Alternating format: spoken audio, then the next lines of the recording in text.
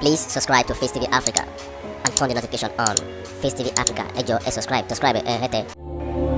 Face TV Muswobi. Má fẹ́ ẹnikẹ́ni o lẹ́yìn Ọlọ́run bàbá Ọ̀ọ̀ni ní ọkọ rẹ̀ ìlú ọjọ́. Nǹkan tí ẹ̀yin méjèèjì bá dẹ̀ ti sọ má bá yẹ sọ má bọ́ rẹ̀ sọ torí gbogbo tó ń dá wàhálà lẹ̀ ọ̀rẹ́ mọ̀lẹ́bí aráalé ọkọ àwọn náà máa ń ìtafẹ́ta ní márèjì ṣùgbọ́n ẹnikẹ́ni lẹ́ni mo mọ̀ pé ọjọ́ ayọ̀ lọ́jọ́ ẹ̀jẹ̀ lẹ́ni abanijẹ́ òní pa tiẹ̀ jẹ́ ọjọ́ ayọ̀ òní fẹ́ ọyá. Ìtàní ló bá wọ lọ. Ọmọ tẹ̀lé wa o.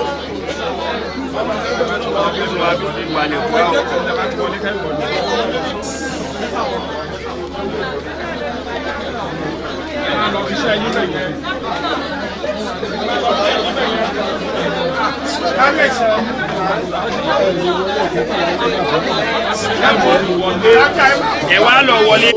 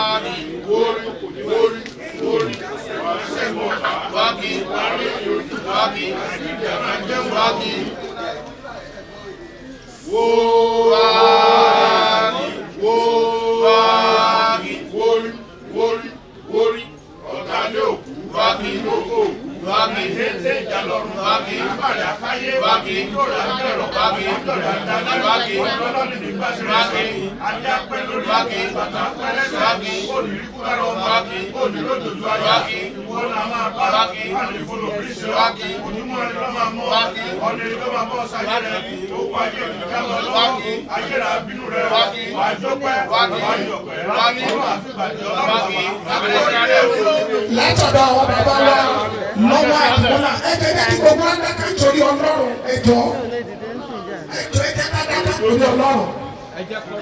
Please, let's be quiet, please. Aláṣẹ ọ̀rẹ́ àrólé Oòduà olórí aládé òkè gbìdìgbìdì ìyẹn máa ṣe aláìwá ẹ̀mí yá gùn ìyá gbé jìnnà àwọn láti kò rí fi sílẹ̀ bàbá.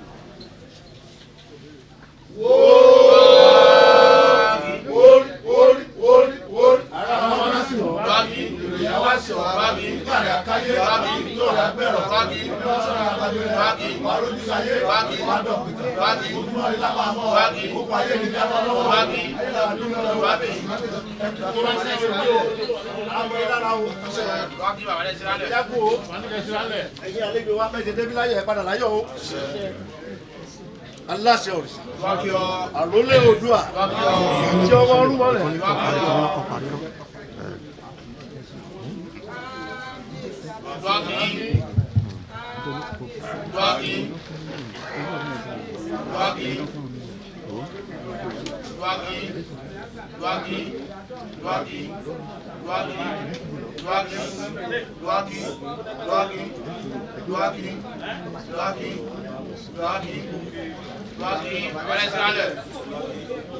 Bàbá wa ọba ni o.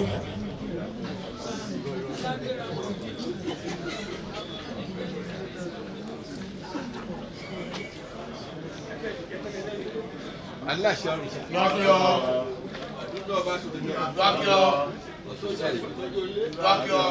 ọba ìwé olóògbé àrùn ọba àjíjẹ́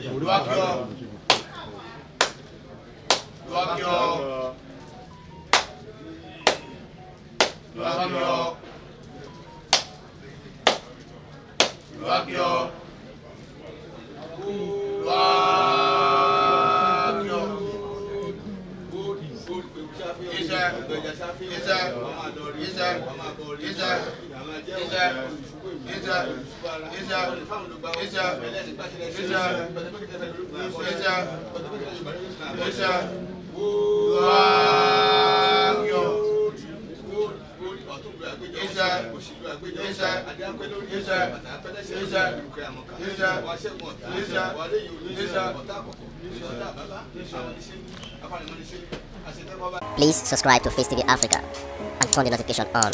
Face TV Africa, ẹ jọ̀ọ́, subscribe, hete.